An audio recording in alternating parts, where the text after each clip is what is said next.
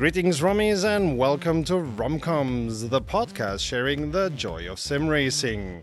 As you can see, we are in a completely different setting, and we have guests. We have wonderful guests. And we video. And video, absolutely. We have Ricardo, aka Random Call Sign. Hello. Glad to have you here. Glad Thanks to for be taking here. the time. And we have Christian, who is the boss of ERA, whose races we've been showing for a long while. No, we showed one race, but we're going to show a lot more. Hi, Christian. Hey there, guys. All right. So, as you know, we are at the Sim Racing Expo, and I want to pick y'all brains. He gave me a book of how to speak in Texan, so I'm trying to learn it. For the next podcast, I'm gonna speak only in Texan.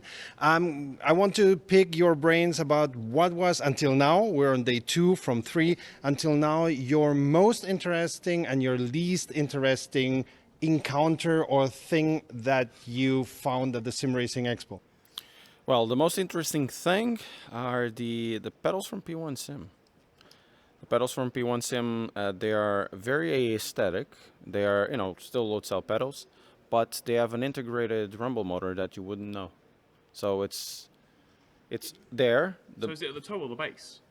At the top, but Wow. it's integrated into it, so it looks completely flush.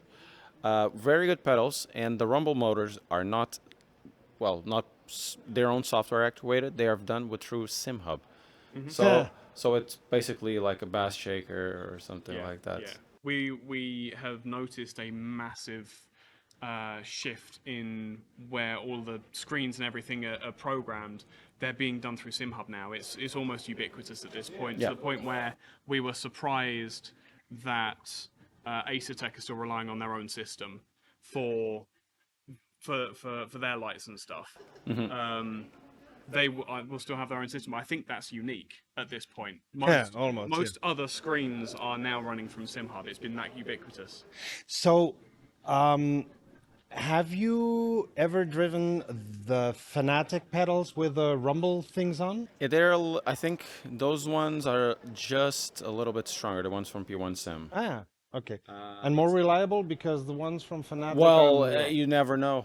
You never know because they're showing it. The pedals are new. You don't have thousands of hours on top of it, and So you were not able to test them? Or... I did test them, but you only test it for 5 minutes. Yeah, sure. It's sure. an expo. You never know until you put 300, 400 hours on top of them, and then they fail. I never had a failure on the V3s, but they fail quite often. All right. And what was the most boring, least interesting thing? PXN. Oh, very interesting. We have an opinion. Wait. The wheelbase they have, the new one, isn't bad. It's not as bad as the V9 or V10. I wouldn't say it's great. But Okay, it's not fair bad. enough. It's serviceable. The pedals are they are some of the pedals of the world. They sure are. They sure are pedals, Yeah. Indeed. Nothing to roan about. There are plenty of better pedals out there for the price. The pedals are there. There are pedals. I can confirm there are pedals.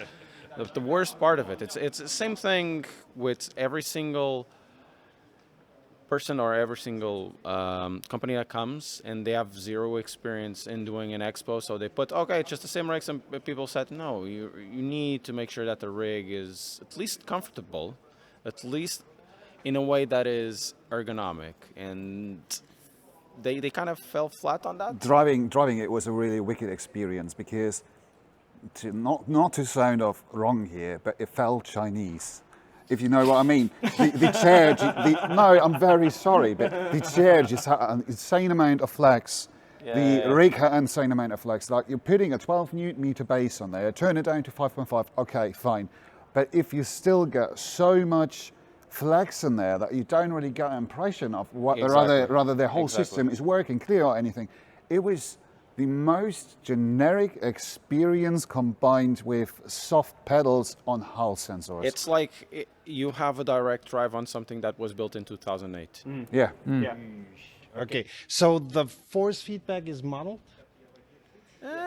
Yeah. It's the thing is you never know because we never know who is going to actually know how to tune it. 'Cause direct drives nowadays are so ubiquitous and generic almost. So they have more or less the same things with a little bit of flavor. So if you only have 5 minutes to test it, you don't have access to the software. You don't know how the software looks. Maybe it's really good. Maybe it's the best direct drive, but you wouldn't be able to know because somebody else that is not you didn't tune it.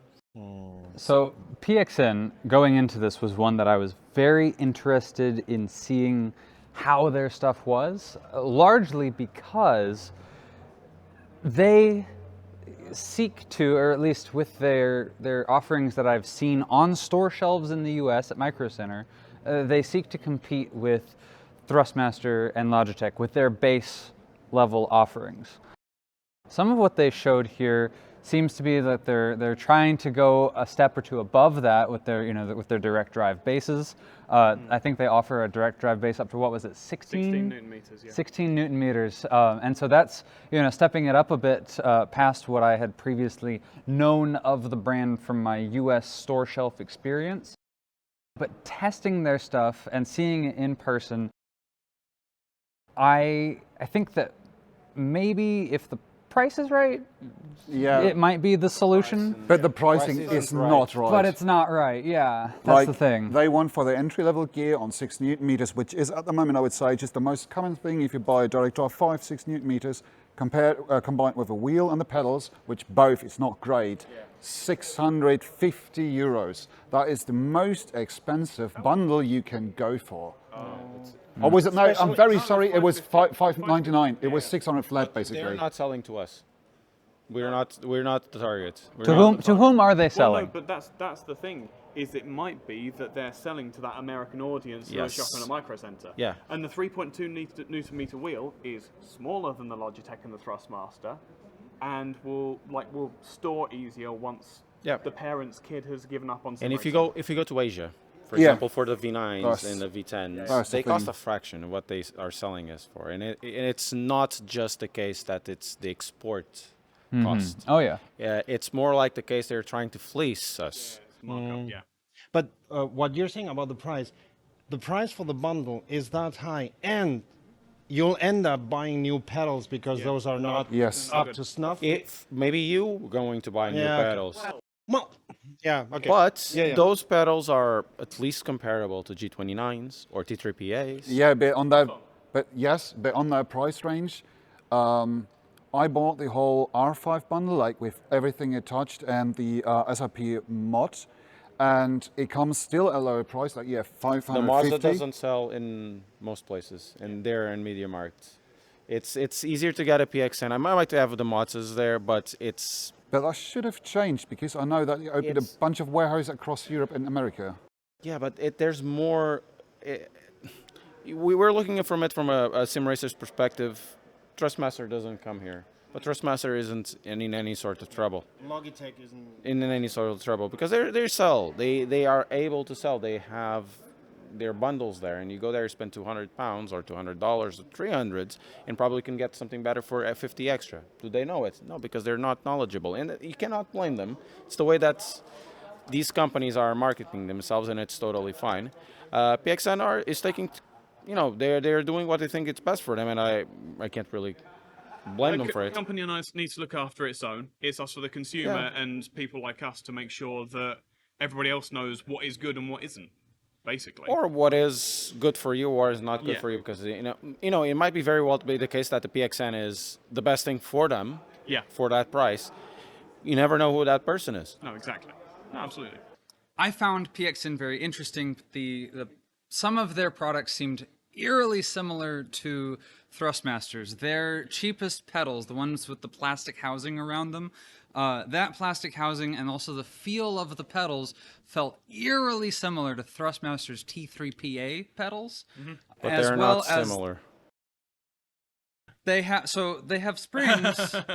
They're not. I think they are inspired. There's a lot of. Could we say they are what Thrustmaster was producing in 2008? Well, it's what Thrustmaster's still producing, frankly. Yeah, it's not like they stepped away They're from still that. making them. That's all right. No, the best way of putting it, and because I did actually ask them straight up, have you licensed it? Have you like spoken to Thrustmaster? And he said, no, it's a similar function. So that kind of says all that you need. Generic. Yeah. Yeah. And if it was just the pedals, that would be one thing. But the shifter that they have Yep. is functionally, sure, Yes. and also aesthetically incredibly similar and has the same shape as the Thrustmaster shifters. Or Logitech. Or Logitech, Yeah. but a little bit Logitech, but almost exactly Thrustmaster Yeah. to the extent that you can also remove with screws the plate and shift it from an H pattern to sequential. That is exactly how Thrustmaster does it. Although that's not the most brilliant or innovative idea of doing that, but I get what you're saying. Yeah, I get what you're saying. If it was just the one thing for either of them, Yeah. okay, maybe it's just a coincidence. But we're But looking at a pattern. yeah, we're looking at yeah. Well, but that's a whole different story because from our European view or even American view, you're always pushing for innovation. While in the Asian culture, copying something is the biggest compliment you can do. So for them, there is no shame in doing this. Like they literally went and were like, what is the best working thing that is very affordable on the market, and how can we recreate that? I think this is the whole thought process behind it. But then they are pricing it wrong because I think it costs more than the Thrustmaster. They're pricing it right for them. Yeah. If it's still Okay. if it's still at that price, it's people are gonna buy it. Yeah. That's otherwise they would just put it lower. Remember, in Asia, it costs a fraction of what it is. What the V9 is $199 or something like that. But Holy! yeah, but Even in with Asia, it's like $60. Yeah. Even with shipping, man, it's probably cheaper to buy it in Asia and get it shipped. I'm not kidding. You probably could go to Alibaba and get it delivered for 90. All right, you heard it here first. Buy a PXN in Asia and get it shipped to your home destination. No, but at the same time, don't, because we don't know what the software's like. And bearing in mind what we were saying earlier about how, like, there's two types of direct drive motor. You've got stepper motors and brushless DC motors. A motor is a motor. It's down to the software and the drivers and how that all works together that makes a good wheel. And that's where some software falls down. It's where PXN has the biggest opportunities to fail. So, I mean, Asetek, they were so convinced that they couldn't actually do it justice with the direct drive that they just bought the Simucube software? Yeah, they just bought the Simucube software rather than developing their own. So there's obviously skill in developing software, Absolutely. and will PXN be able to pass that? And I think that's where... They don't need to. Once No, again, no, they don't need to. to. They're No, but- completely different demographic. Yes. Most of these things, it's a ease of use thing. You connect it Yeah. up. Maybe you install some software, use it from, or in the case of the V10, I don't think even you need Only to install software at all. You just control it from your phone, Yeah. which is another can of worms. Yeah. But you do that, and that's basically it. Yeah, exactly. It needs to be for them something that they can just push out. People are happy enough; they'll Yeah. continue to buy it. No, exactly. So, changing themes. You were there last year. Yep. Well, there in Nuremberg last year. How does this Sim Racing Expo, in your opinion, compare to last year's? This one has vastly improved. First of all, is location. It's far easier to get. If it was just a case of the Sim Racing Expo failing, I don't think people would come here. Last year wasn't really that popular. So in terms of number of people coming over, it's night and day. Before I would go approach anybody and I would be seated in 2 minutes at most. Yeah. Here I have to wait for 30, 40 minutes. So it's a marked difference. The organization in terms of viewer expectation, it's much better. You are not greeted with the black wall. Viewer, you mean visitor? Yeah, visitor. Yeah, you're not greeted with a black wall. Everything is more or less, flows well. So I think it's much better than last year. It's still missing a few people, like Oisingvel didn't come, Simucube didn't come, Logitech didn't come. Cube controls. Cube didn't control. come. Yeah.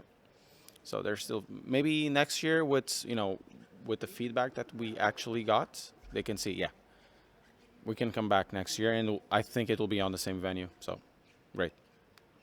Okay. Okay. One phase is gonna disappear because he's got stuff to cut and do and whatever. So thank you very much for being here. problem. It's a pleasure. We're gonna invite you to one of our next podcasts because you had fun. You started saying, I don't have that much time. Oh no, but let's continue because this is an interesting conversation. That's how our podcasts go. Christian, you were not here last year, as far as I know. That is true, yes. So, on the other hand, what was your best impression? What was the most interesting thing that you saw these 2 days? What was the what was the least interesting thing? Okay, starting off on the positive side, I have to say the biggest reveal was Asetek. It was kind of this way that I got myself a bit hyped up when I first entered the Halter room and I saw that they announced their new wheel rims are fitted to the, correct me, is this the Forte button box? Yeah. So, There's a selection of button boxes now. We'll cover it. Don't worry. I'm hyped about it as well. But there was the first step where it was like, yes, that is the right thing to do. It's just that that interchangeability to get the most out of your equipment, especially if you're a first-time buyer. And then I can have a very, very lengthy conversation with one of the engineers, and he just pointed out all the little details. And it's so well thought through that if you want to invest 1,000 euros above into, I would say, a competitive midfield direct drive and wheel, like a whole bundle most likely, you don't get past it. Starting off within a 1,300 euros, I think what it was, bundle, you get load cell pedals that are very good, completely adjustable. Without tools, you get a wheel that is already better than most of the stuff you would get with Moser. Was it the La Prima? Yeah, Or which yeah, other La level? Prima. So the entry level. Yeah, it's the entry level for them, but I would say it's actually mid-range within the whole field. Yeah. And the La Prima wheels are even already so good and bring so much functionality that I would compare it to the mid-class of Fanatec or Moser actually. And then on top of that, you get, what is it, an 8 or 12? 12 Newton meter 12 base. Newton meter. 12 Newton meter base. You can't ask for more. Like this is so And- brilliantly done. And on top of that, you can also upgrade via virtue of a PCB, which again we've discussed before. But you change Yeah. the PCB over, it uprates the La Prima wheelbase from 12 to 16 Newton meters. So Yeah, and then of course, once again, just the decision for interoperability or third-party softwares, third-party wheels, the integration is so flawless. I could not be, I was completely blown away. Like this was so good. Yeah, and well, the biggest letdown, I would have previously probably gone PXN, but I thought again, and I have to say, Moser not showing up. I'm a Moser fanboy. That is probably one of the things that pulls me down. But once again, it's one of the big providers on the market currently. And not to have them around, not being able to test their 12 Newton meter base against the just released 12 Newton meter base from Fanatec, against the 12 Newton meter base from Asetek, it would have been just the right thing to do because they all have their back and forth. And you just, I don't know why you let your customers die dumb. But And they have given no explanation at all anywhere for that. Like I talked we're to not there. No, I was doing a like Moser, like we're not there. So yeah, why? just I don't about- hear anything. yeah, But do you hear anything? No. yeah. But why? And the wicked thing is, it's not only us, it's not only the press, it's not only the visitors or anyone. Stream is everybody has been let in the dark by this, and also a bunch of other exhibitors that were sold to come here, like Sydney Industries, that is a German tuner, and some more, like Simicube was already mentioned. But at least Simicube provided a lot of resellers with their rigs, with their wheelbases. So in the end, you had a chance to test it. While the only piece of Moser I found around the whole expo was the Moser ES wheel. Thanks, I already have that one. at the Asetek stand, where they have absolutely brilliantly done wheel rims for, I don't know, $60 or something. So they're a piece of art. But that was it. Yeah. And that was really, I don't know. And we talked to SimmerCube before the Expo, and they explained us why they were not being here. So they were quite talkative. Therefore, we knew they were not going to be there. Heusingveld, we knew they were not going to be there, and so also other companies. But Logitech. Moza, Logitech was not here. yeah, they didn't react to my mail, so I don't know why they are not here or why they are. But Moza, like, it was announced that they were going to be here, and now you look around and they're not. And that's the dark part of the story. They were the first company to be officially announced for the Sim Racing Expo. They had their own dedicated site. They had their own booth already announced from the very beginning. Like, it was already clear that where their stand would be, and no communication. Last minute, all turned down. Yeah, interesting. Maybe we'll find out at some point why, but until then, Ike, what was your highlight? What was your low life? No, wait. Yeah, we're all sim racing nerds here. So I mean, does that count as a low life? Yes, we're all low. We're all low life here. Yeah, no, Asetek, absolute highlight for me. I, as you well know, have been rattling on about Asetek for beyond a year at this point, because I think what they're doing is something that everybody else needs to be taking notice of and trying to ape, even if it's not the same execution as Asetek are doing.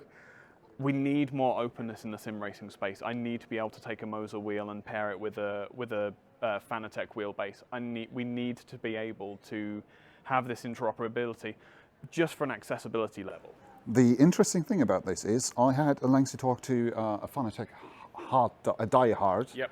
and they don't want that. They literally still live in this world as a Fanatec customer, that my product is superior. Why would I want anything else but this? And I was talking to him like, did you try the rest of the stuff? Did you go to Asetek? Did you look at the Bavarian Simtek? Like, let's go this way. Let's go down the road. That you've got invested already a lot of like €2,500 on their proper Fanatec setup, the DD2 that should be, and now you're like, I really would love something with really proper, with a lot of buttons and functionality, with a display integrated, and then Bavarian Simtek might appear very pricey, but what they deliver is pure quality. But you have no way of making that interoperable. I hope I'm not wrong here. Probably there is a way for Bavarian Simtek, because these are two German companies. I was going to say, no, it's a USB, it's a dangling USB lead. That's the way that you make it work. Yeah, but that is a bit outdated, I want to say. No, it is. You're right. Asetek made it redundant. So Fanatec are showing that their strategy works. Yeah. Because their walled garden works. Yep. Yeah. Because people don't get out of that mentality of what is out there. Of course, we produce content. Apple. It's Apple. They're Apple. So we produce content around sim racing. We are deep, knee deep, even I would say up next to to here. sim racing. Exactly. In sim racing, we are always looking for what is this idea? What are they making? Why is this more interesting than this other? Yeah. What like the Camus C5? The which Camus C5. For now we haven't been able to test. That was genius. There you go. Like, I don't need to sell it anymore. I was going off about this for weeks, months even. Yeah. And I got the chance to test it. Speaking about this difference, I have footage of that, by the way. We'll cut it was cool. It was eye-opening, because obviously you go in with a bit of grain of salt on your tongue, being like, I don't know, it's a cheaper brand, so I don't expect too much. And I just sat in there, and it was breathtaking. It was so refreshing. It was so crisp, so clear. I mean, it has always something to do with setup, and if they did it right, but they sold it to me. The only thing I probably didn't like is what I set the shifters, because they're too small. But I think most of people set that already. But the overall performance of the direct drive doesn't give any slack to what Fanatec is producing. And here comes the point. I think that most of the people that are die-hard Fanatec guys don't want to see the reality that they have overspent on something that is so easily recreated by others. Same as iRacing, same as World of Warcraft. It's human behavior, isn't it? It's just Yeah, but really look at it that you for years have spent quite an amount of money to get your hands on a Fanatec. And now other people come along and offer that for 2/3 of the price, partially. And of course they want to tell you that, oh no, it's so much better. And yes, given the button clicks on the Fanatec wheel will be better than on the Camus wheel. yeah.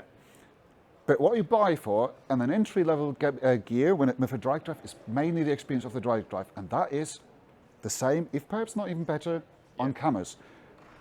The wheel might be a downer, but still, like, there is no real reason. It is a margin that you're paying. It's a name that you're paying. Especially if you think it's a 5 Newton meter Yeah. wheel.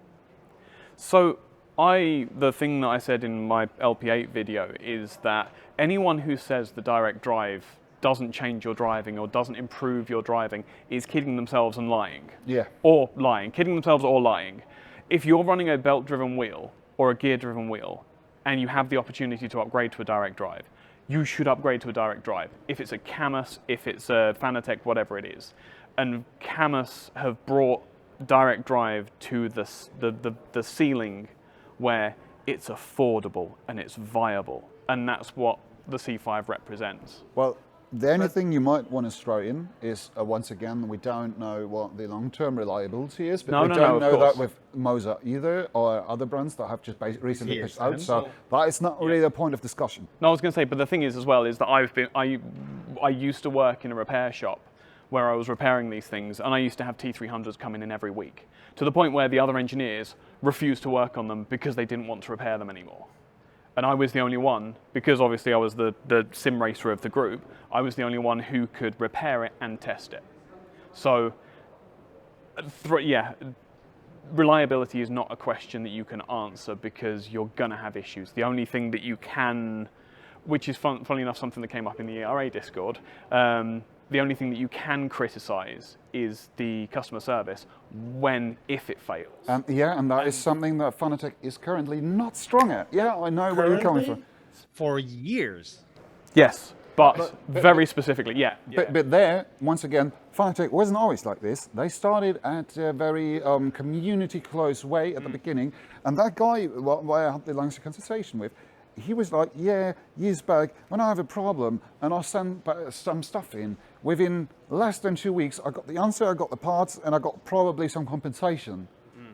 And then he said, I know those days are long gone, but it's Fanatec. I was like, yeah, but you're defying the whole point. Yeah, if they're not providing that kind of service anymore. People change. You need to assess people by who they are now, not who they were. Yeah. Same with companies.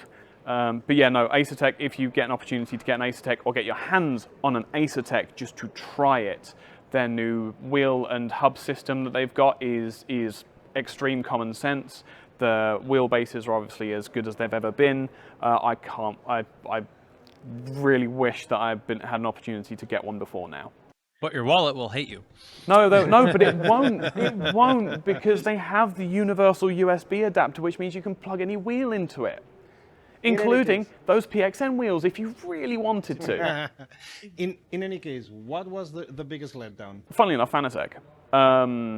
The fact that they have brought nothing new, and most of their whereas last year they had the Bentley wheel on a display that you could try and use, now it's sat on a pedestal like as if you're worshipping a god. It was honestly demeaning. The majority of the sim rigs that they had were on PS5s or Xboxes, so showing the console compatibility, yes, but it's the DD 5 Newton meter, not the 8 Newton meter. The force feedback was something was up with the one that I tried, because I've never driven a Fanatec CSLDD, so I wanted to try it, or the force feedback is notchy and grindy at times, which for all of the hype again that Fanatec gets and all of the good press that they get, they didn't endear me to them this time. And we've covered PXN, we've covered the ones that I would have gone to. Fanatec is next on the list. I'm really disappointed by what they showed. We only have the DD 5 ones to the 8 ones? As far as I could tell, yeah. Okay, because I was kind of sure that they had 12 of their range, They but might- I might have been No, I wrong. was and, gonna then, say- and then the whole comparison lacks a bit Yeah. of... The ones that I saw, they had about 4 Formula rigs and 3 or 4 GT rigs, and everything that I could find was just CSLDD, which sucks. Yeah, well, you're pushing out an announcement basically ahead of this very event, and Yeah, then yeah. you're not providing the equipment Yeah. that you just announced. What kind of sorcery is this? Well, again, it comes back to the complaint that we're literally just talking about. They don't need to work for their money anymore.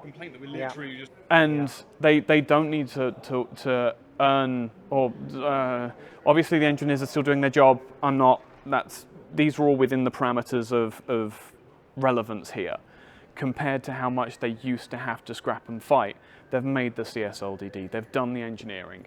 They can afford to cut price because they're getting people into the walled garden and they're engendering that goodwill in the drivers.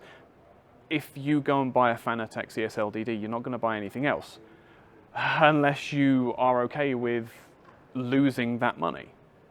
But then there's so many better options now. Moser, Asetek, Simucube, they're all really good options now.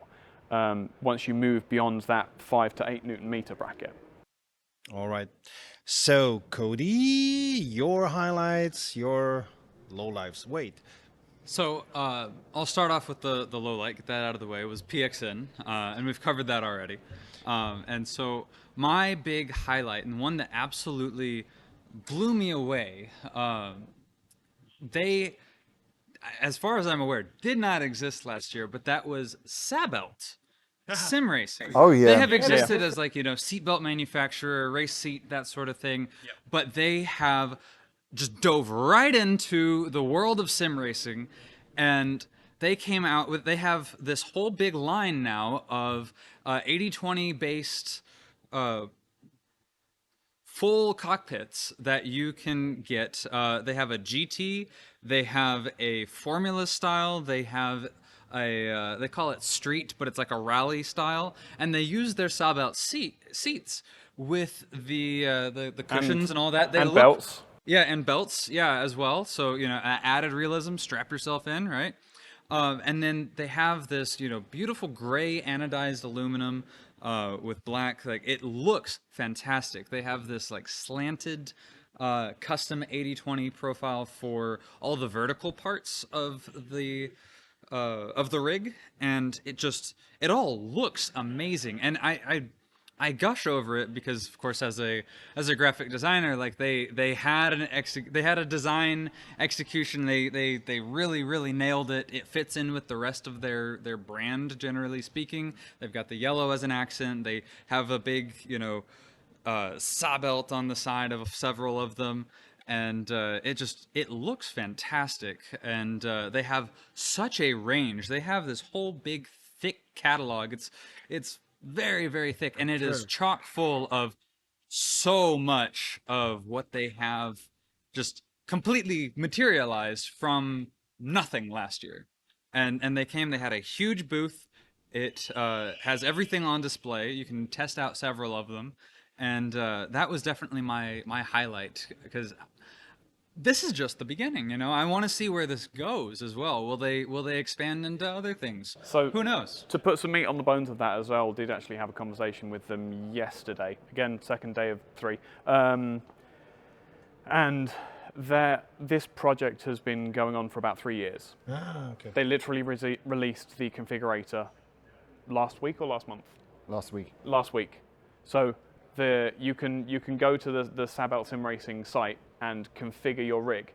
And so the person we spoke to said that you pay a bit of a premium for the product, but it's an entirely custom product. We actually did a bit of configuring. It is very price competitive with the existing rigs, and in fact, for some rigs, they are actually cheaper than the existing competition. So Yeah. it's really keep an eye out for Sabelt. And you shouldn't forget 2 things, because just to throw one number in, the basic configuration with everything you need, including a seat, including your wheelbase mount, including your monitor mount, and the base rig, starts at 1,300 to 1,400 euros. Yeah. Without shipping, obviously. And you might wonder now, like, this is not entry level. No, it's not. It's meant to be premium. But remember one thing, they chose to produce everything within Italy. Nothing comes from anywhere else. Yep. It's all handmade, mainly not handmade, but it's produced exclusively in Italy. And the price that you're talking about it is with the seat. It's Yes, with the seat, it's yeah. with the seat. Which is a proper Sabelt seat as well. It's the kind of seat that you can take out the sim rig and put into your racing car, and it'll do the job. Like, these aren't cut price discounted seats; they are genuinely proper seats. So it sounds as if during the COVID lockdowns, they said, we cannot sell our products to racers because nobody is allowed to race. Yes. What do we do? Oh, there's sim racing. We can see how we can adapt our knowledge to sim racing. And then they started, because if you say 3 years, they started in 2020. 2020, yeah. Yeah, mid-crisis. As I said, well, it's like we've said before, it takes 5 years for anything to take hold. So we've probably got another 2 years of sim racing really getting its stride, and we've probably got another 3 to 5 years of genuine, really, really good progress and pricing and just passion for our hobby. We're in the good times, folks. Yes, these we may well be entering the good times. Cody, you were here last year, not here, you were at the Sim Racing Expo in Nuremberg last year. How does this Sim Racing Expo compare to last year's, in your opinion? So, of course, we have had the venue move from Nuremberg to Dortmund, and this Dortmund venue is supposed to last for the next, I think, 5 years. Correct, they have a 5-year contract. Yeah, so this seems like a much, much better venue for the Sim Racing Expo than it was last year. Last year, you had to go through this big, windy curve through all of these other empty event halls. You had to pass a car show to get there, which was fun, but you had to walk. Was fun. around that. I waited an hour for you to make photographs of each and every classic European car. And I don't regret that. It was a lot of fun for you. It No, was. I'm not saying that it was not fun for me. It was great to see him grinning from ear to ear and saying, "Oh, this car and that car. Oh, one day have that car and the next car. You have time?" And I said, "Take all the time in the world." And he sat in the corner like a grumpy old man. No, I was. So. So, yes, I definitely felt that this venue is smaller in surface area, and it was more full. So I think they went with less of the massive, expansive, empty hall that I think they were expecting to fill up and didn't, to something that was a bit more right-sized for who they actually had.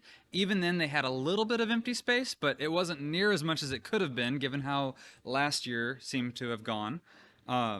And a lot of repeat people who were here, or not people, but companies who were here last year did come back. A lot didn't. We've talked about many of those. But we did have a lot come back, and we had a lot of new as well. We had a lot of new companies and a lot of smaller companies show up. There was a whole big row with a bunch of very, very small booths, and each one of those bays was packed. Some of the bigger ones, especially towards the far end, they were not full, but all of the small ones filled with small companies, absolutely jam-packed. I think the walkie people were quite bored.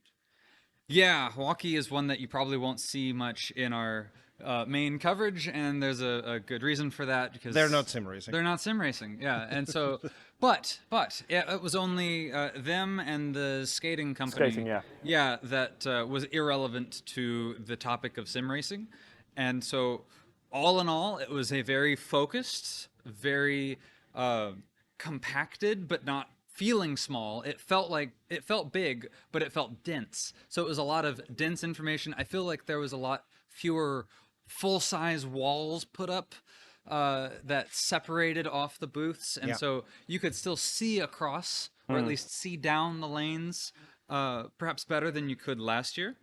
And so even though it was smaller, it didn't feel smaller, and definitely it was a much better turnout. There were a lot more people at this one than there were at the last one. And There could be a little bit of an effect of like, oh, well, we're all compacted in, so it's more, population dense.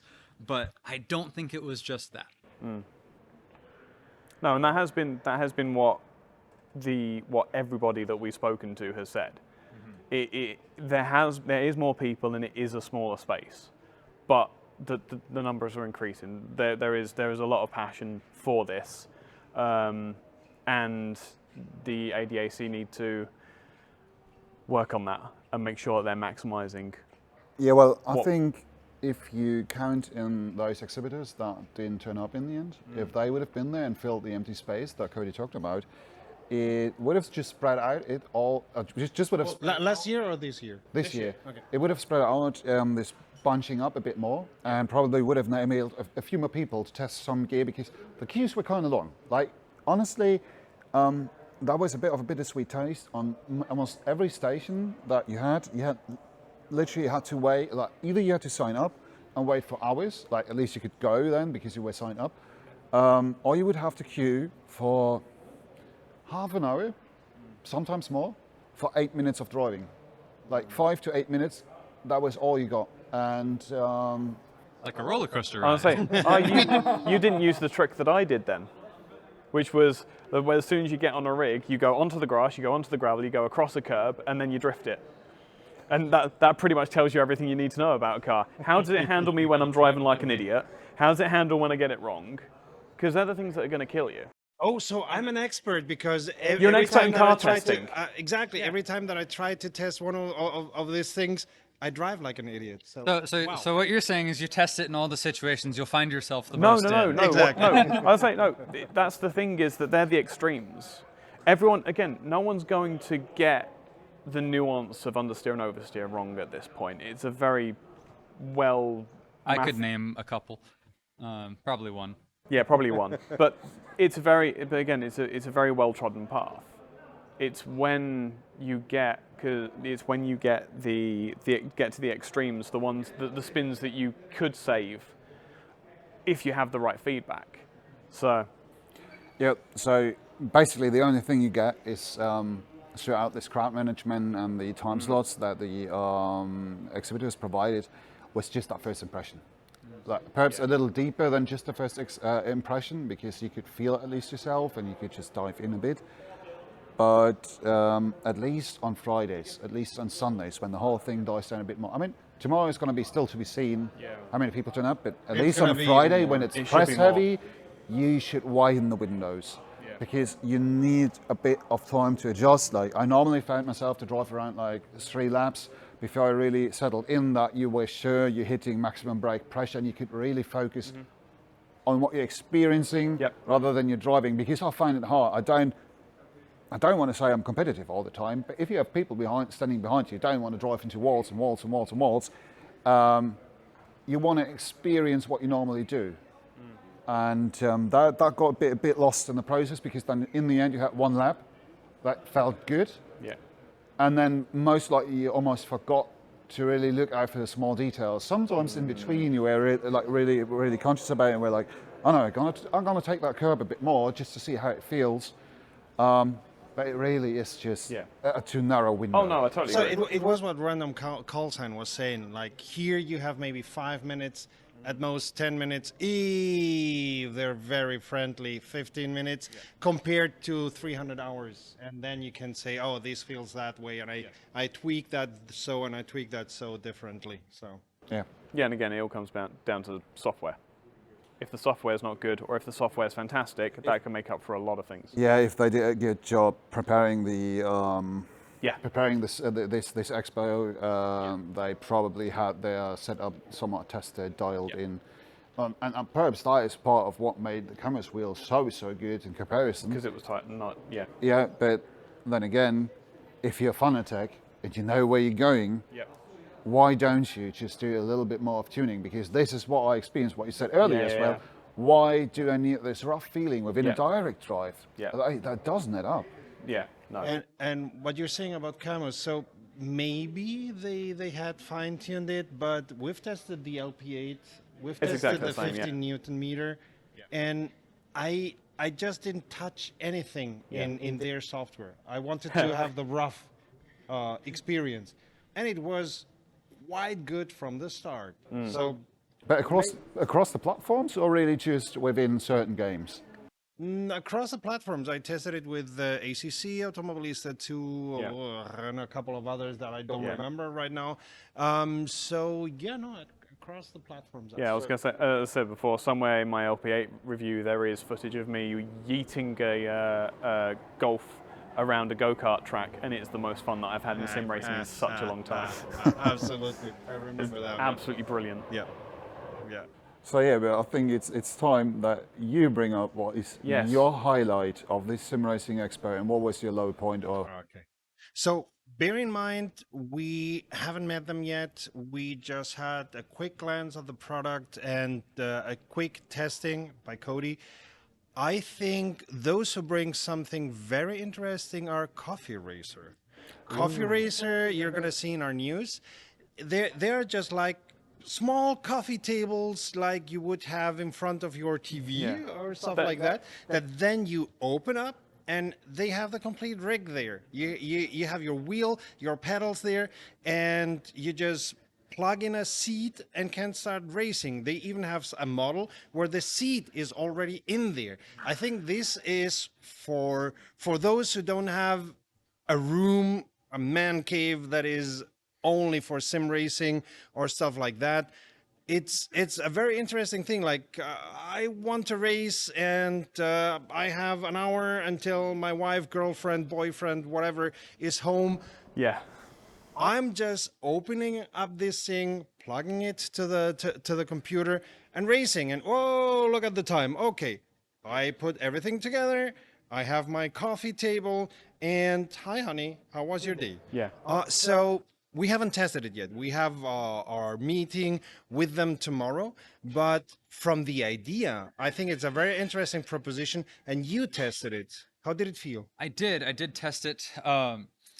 The feeling of it, so it's designed to be level with a couch. So you sit down on basically a couch. They had a makeshift couch set up there, and you sit down on it. You kind of haul your legs into it, and then it's designed so that you can just pull up the wheel from inside the coffee table, and then it screws in. You have little twists that you can tie it in with to lock it where you want it, and then you're ready to go. It's there.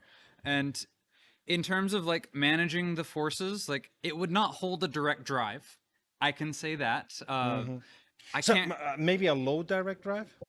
Like 5 Newton meter? 5 to 8 no, Newton wait, no. meter? You had the Logitech 12 Newton meter on it. You had the Logitech direct drive on it. Yeah, and it barely held on. Yeah, but that's 12 Newton meters. It was shaking like crazy. Yeah, Yeah, but yeah, 5 but Newton then meter. perhaps a 5 Newton meter Yeah, yeah. wheelbase is something possible, because that's usually the boundary, for example, for folding chairs. yeah. So don't overload it, but at the right strength. We could probably turn it down tomorrow. Yeah, at the right That's good to strength, know.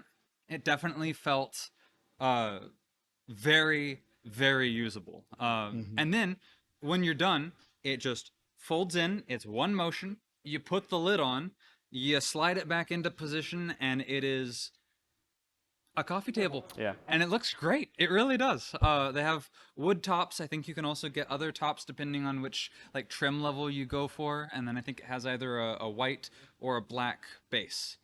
So definitely interesting. During the build-up to the expo, I went through their page, and I'm pretty sure that probably what you have tested is their direct drive casing. So it is basically being said to withstand the forces.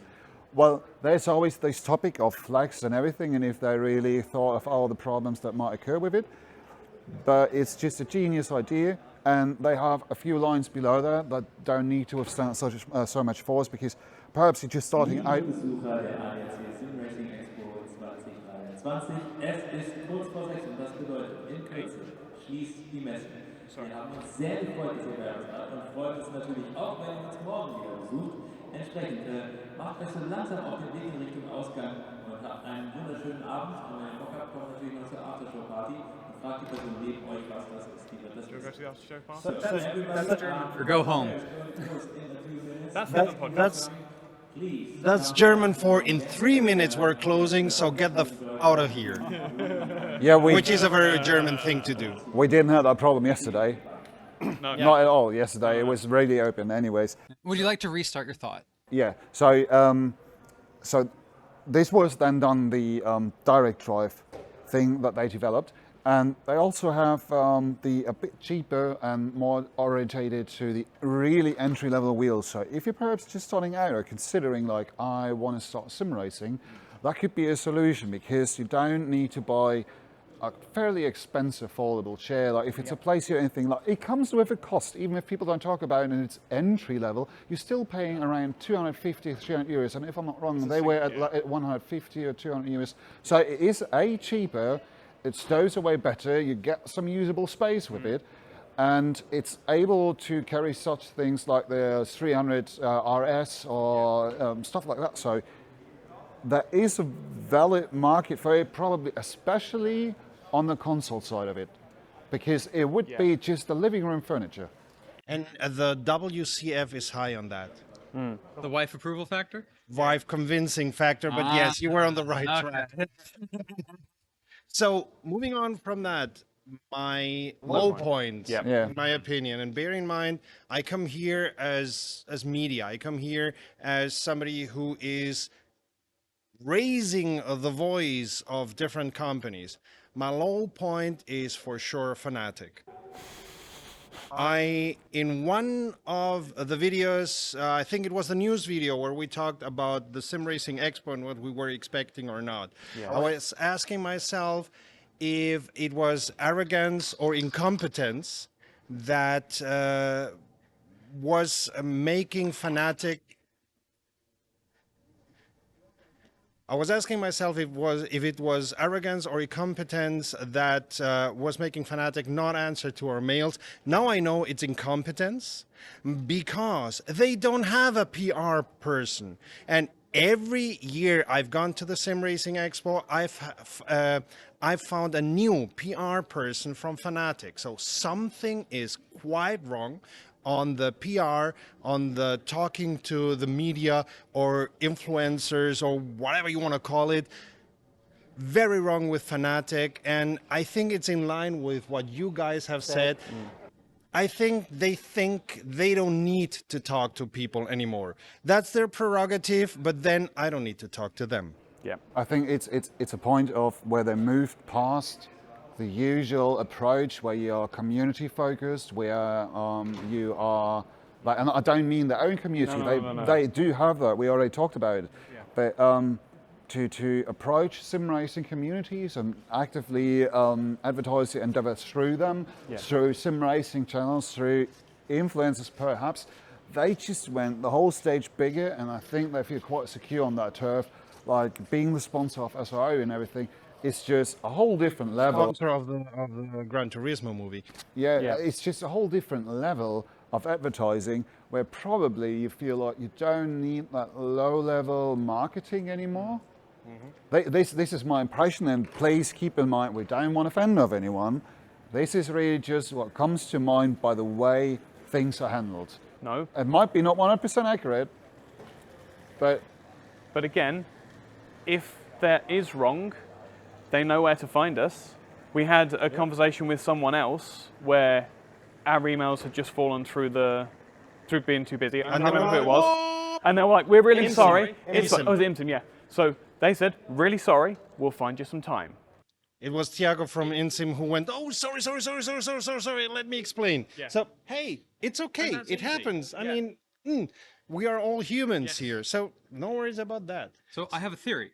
I have a theory about Fanatec and their marketing thing. So you mentioned the Gran Turismo movie.